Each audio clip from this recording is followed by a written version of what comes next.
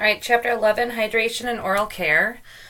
So again, we're just going to kind of go through the book here, starting on page 145 with hydration management.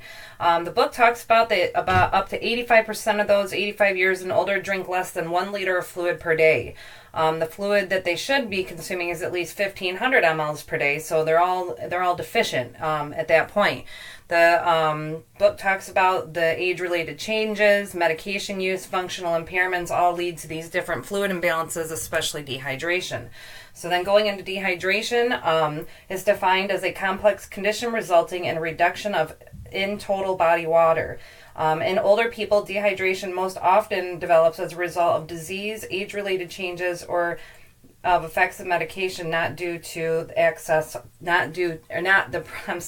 primarily due to the lack of access to of water. And actually the book is going to go on to talk about that there's like 500 medications that have dry mouth as a side effect, which is just crazy. I didn't realize that there was that many. I knew there would be a lot, but I didn't realize there was going to be 500 of them. So dehydration is considered a geriatric syndrome, as you see. And again, there's just a number of different things that can, be a factor of dehydration. And remember, we talked about delirium in the past. Your book actually says dehydration is a significant risk factor for delirium and then all the other things. So if my patient is, my older adult patient has delirium, and I know that I got to fix delirium, if dehydration is the cause, then I need to give them fluids. So this is just the risk factors of dehydration. You can also read that on page 146. It's right in the chart for you. So implications for nursing. Again, your book says that individuals older than 85 have experienced volume deficits, weight loss, malnutrition, and place them at high risk for dehydration. So again, our much older adult, 85 and greater, is at the highest risk of dehydration. And so we want to make sure that we're watching for different situations that our patients are going through. Specifically, if we've had vomiting, diarrhea, febrile episodes, that we need to treat those so the patient doesn't become more dehydrated.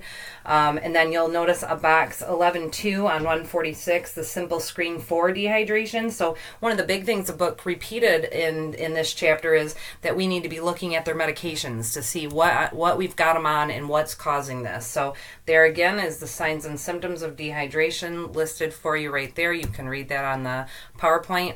And then hydration management. This right here. Oh, you know what? Hold on one second. Oral hydration. Let's go back really quick. I'm just going to stay on this page, but I'm going to talk about something, and it's not on this slide. So on page 147, under laboratory test and urine color, it talks in there about how they're going to do a BUN creatinine ratio to check for dehydration. So many times when we see that BUN and creatinine ratio elevated, we instantly think, oh, there's a kidney problem. It doesn't mean there's a kidney problem. Many times that just means there's some kind of dehydration going on. So we don't always jump to kidney problem because we have an elevated BUN and creatinine. It could just be dehydration for our patient. And then on urine color, the urine color chart has 8 standard colors ranging from pale straw, which is a number 1, to greenish brown, which is a number 8. Approximating urine specific gravities of 1.003 to 1.029. For older adults, a reading of 4 or less is preferred. If a person's urine becomes darker than his or her usual color, fluid intake assessment is indicated and fluids can be increased before the dehydration occurs. So as nurses, we actually are watching this urine color, and that's why we're documenting it every single shift so we can compare it each time, because we may get to see a problem before it happens. So that was something that I wanted to talk to you guys about with that. And then another thing on page 147, where we're wrapping up under interventions, but over on the top of 147, it says oral hydration is the first treatment approach for dehydration. Individuals with mild to moderate dehydration who can drink and do not have significant mental or physical compromise attributed to fluid loss may be able to replenish fluids orally. And then it talks about how water is preferred. So if you see something about that, about replenishing, our very first and most preferable method is drinking water. That's our preferable method. Now, in the hospital, do we see that a ton? Probably not, because people are coming to the hospital are very sick anymore. But if you were to see that anywhere else, that know that that's our first intervention that we want to go with, is to, if my patient is able, then I want to hydrate them orally. So more hydration management. So there's rehydration methods that are on 147. Oh, so there we went. So I skipped that. There you go. There's the oral hydration right there. And now the rehydration. So again, on 147, it says, as a general rule, to replace 50% of the loss within the first 12 hours. Or a sufficient quantity to relieve tachycardia and hypotension. So if my patient's tachycardic, hypotensive, they've got an elevated BO and creatinine, I'm definitely thinking dehydration, probably more moderate to severe dehydration. And if we don't get that treated, we can lead into infections and then into sepsis. So it's very important for us to get those fluids in there. And then some stuff down below in the rehydration methods that I found interesting. It says individuals taking SSRIs should have serum sodium levels and hydration status closely monitored because of risk for hyponatremia. If you remember us learning about SSRIs, there's that chance of hyponatremia with those medications. And then our patients that were rehydrating, we need to watch that as well. The next thing down here, so this I added into this right here. I'm not going to click it because it's like 4 or 5 minutes and that would take up most of my lecture time here. But hypodermoclysis, all right? I actually didn't know what this was, and a student asked me about it in class the other day, and I hadn't read this part yet. So it's actually kind of interesting, and this link right here is to a YouTube video where they actually talk about what it is and show it, and it's pretty good. I mean, you can actually YouTube any of it, but it is, so HDC is an infusion of isotonic fluids into the subcutaneous space. The video actually talks about how this was the main way to hydrate people until we did IVs. And so when we started doing IVs, that was more preferable. But they used to always do this instead. And the video actually will show you all the spots on the body where they do it. So it is really worth your watch for you to go and watch it. So it's alternative to IV and fluids for people with mild to moderate dehydration, particularly those with altered mental status. It cannot be used in severe dehydration because that may require more than 3 liters of fluid in 24 hours. And then it talks about the common sites right in there. So this is a catheter put into the subcutaneous space, and then the fluids are replenished that way. So please go watch that video and learn a little bit more about it because it's actually quite interesting. I've never seen it done. I didn't even know what it was. But, maybe one of you guys will, or some of us, maybe I will someday. We'll see it. So, all right, so moving on to oral health on page 148. Oral dental health is basic need that is increasingly neglected with advanced age, debilitation, and limited mobility. So oral health becomes worse for people as they get older and become debilitated. Poor oral health is recognized as a risk factor for dehydration and malnutrition, as well as a number of systemic diseases, including pneumonia, joint infections, cardiovascular disease, poor sugar control, and type 1 and type 2 diabetes. It talks again about how the colonization of respiratory pathogens because of the bacteria that are on the teeth and on the dentures. So what the rest of this chapter really goes through big time is how much us as nurses have to be on the lookout for our patients' mouth care and doing it. And it talks about how it isn't done all that often, or not nearly as often as it should be. So this is just the promoting oral health 11.5 on 149. And then xerostomia, that is dry mouth. And so again, that's the one that I think it says 500 medications. Yeah, more than 500 medications have side effect of hyposalivation, including antihypertensive, antidepressants, antihistamines, antipsychotics, diuretics, and anti-Parkinson agents. So all of these medications we usually see our patients on, our older patients on.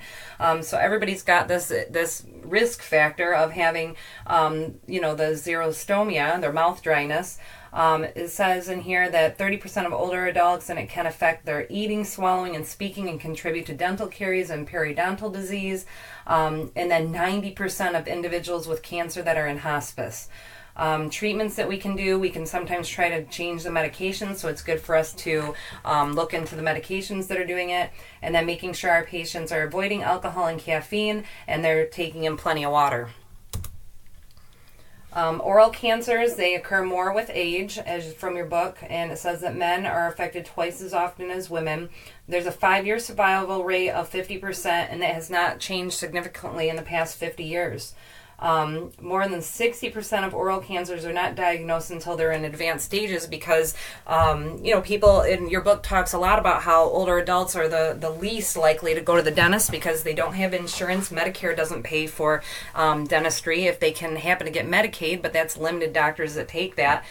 So they just forego getting their mouth care done, like through the dentist. So oral cancers, when they are found or found later, because it may just be a slight irritation in the mouth and they're not having their mouth inspected every 6 months the way that we are with our kids and we are right now for those of us that, have insurance and do that. So it's actually kind of sad that has to happen like that. So the next part on here is oral care. Oh, there's just some signs and symptoms and the stuff with the oral cancers.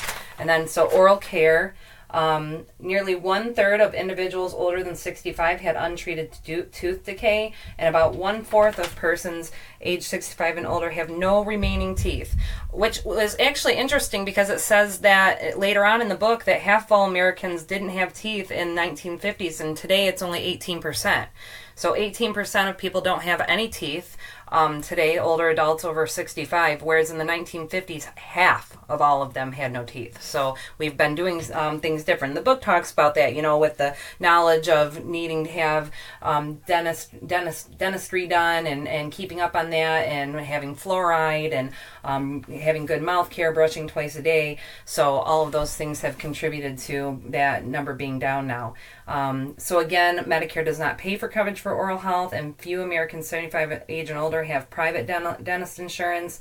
And we've already talked about how they go to the dentist less probably because of that. So mouth care is oral infection control is something that is smart for us to remember as nurses. As we provide that mouth care, we're preventing infections. So especially our patients that are on ventilators, and your book actually also talks about patients that are on tube feedings, needing to have oral care done every 4 hours, and actually having to have their teeth brushed, not just swabbing their mouth, but actually brushing their teeth as well.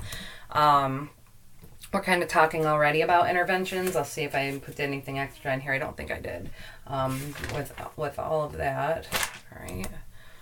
And then, so we were just talking about this as well with oral hygiene in hospitals and what we need to be doing. Again, the two things, the patients on the ventilators and the patients that have tube feeding, but all of our patients. I mean, the book talks about if you have a cognitively impaired patient, they don't really want to brush their teeth, and we just chart, right, they can refuse, that we want to try to use strategies that will promote them to want to take, use or brush their teeth and have mouth care. So the book actually says strategies include placing yourself at eye level, establishing rapport, using touch judiciously, explaining all actions and step-by-step instructions with cues and gestures, and using distractions. So we can do all of those things for patients to help with that. Make sure you definitely read that Oral Hygiene in Hospitals and Long-Term Care. I have a lot of stuff underlined on that is just important and stuff that you've seen.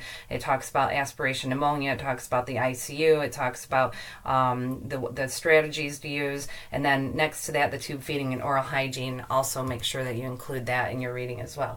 And that is it.